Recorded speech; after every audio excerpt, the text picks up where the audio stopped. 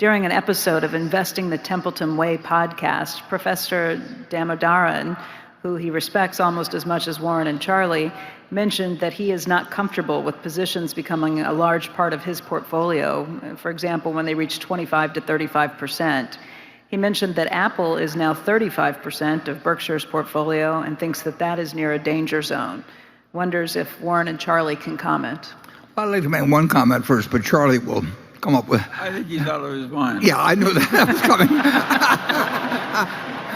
But Apple is not 35% of Berkshire's portfolio. Berkshire's portfolio includes the railroad, the energy business, Garanimals, you name it, See's Candy. They're all businesses. And, the good thing about Apple is that we can go up. They buy in their stock, and instead of owning 5.6%, they got about 15 billion, 700 and some million shares outstanding. They get down to 15.25 billion without us doing anything. We got 6%. So we can't own more than 100% of the BNSF. We can't own more than 100% of Garanimals or See's Candy. And it'd be nice. We'd love to own 200%, but that just isn't doable. But they're all the same. They're good businesses. And to think that our criteria for Apple is different than the other businesses we own. It just happens to be a better business than any we own. And we put a fair amount of money in it, but we haven't got more money in it than we've got in the railroad.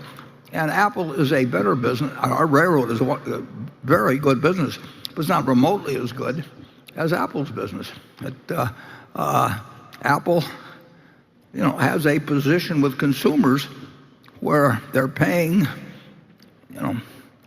maybe they pay $1,500 or whatever it may be for a phone, and these same people pay $35,000 for having a second car.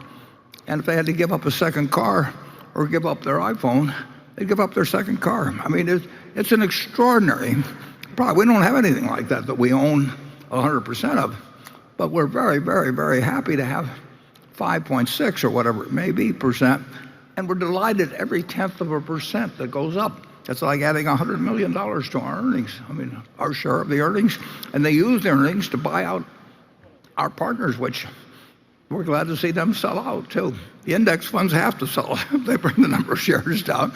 And, we went up slightly last year, and I made a mistake a couple of years ago when I sold some shares when I had certain reasons why gains were useful to take that year from a tax standpoint. But having heard me say that, it was a dumb decision.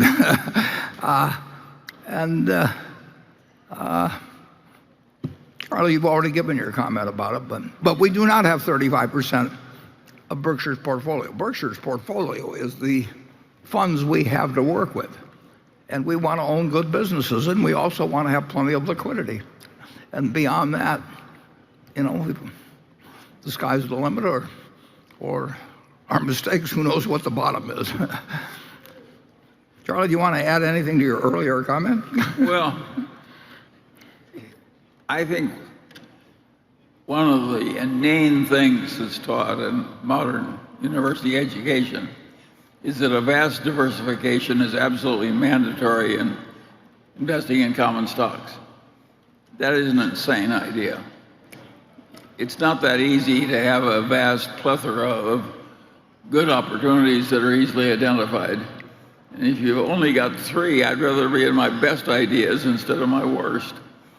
And now, some people can't tell their best ideas from their worst, and in the act of deciding that an investment already is good, they get to thinking it's better than it is.